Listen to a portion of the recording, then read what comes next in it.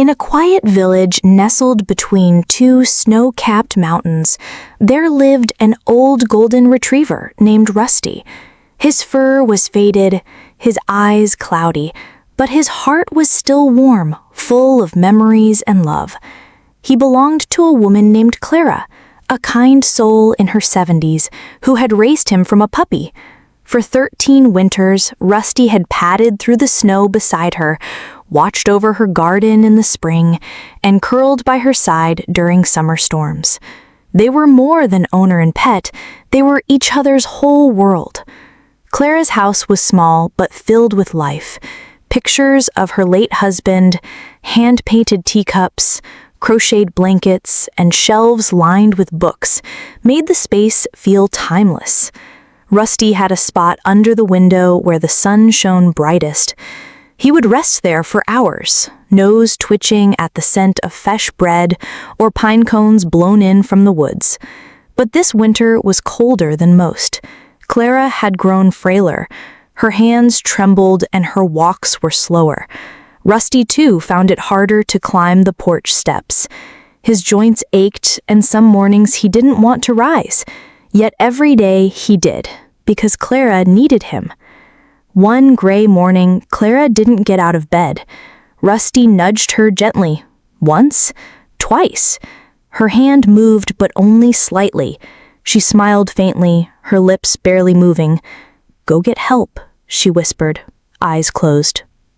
Rusty whimpered, licked her hand, and ran to the door. He barked, scratched, cried. But the neighbors were far, the snow deep. He didn't stop. He howled until a young boy named Eli, delivering firewood, heard him. Eli pushed open the door and saw Clara on the floor, barely conscious.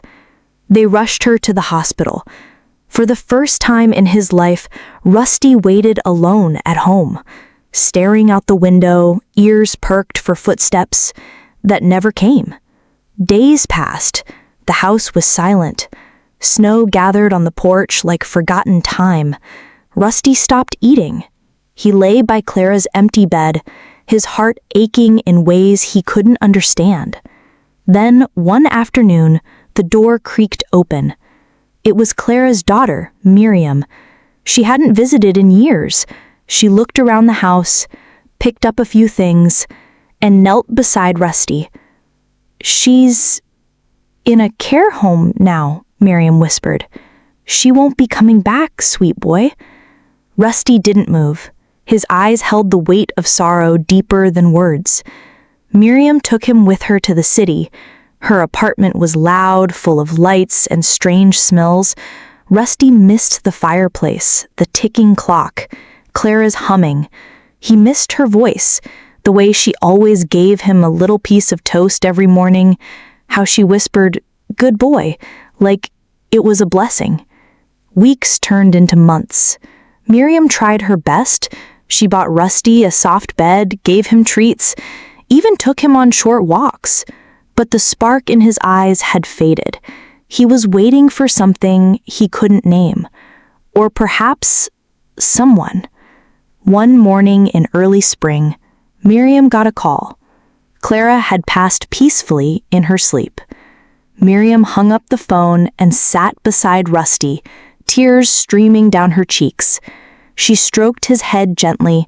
"She's gone, Rusty," she said, voice trembling. Rusty raised his head and looked at her.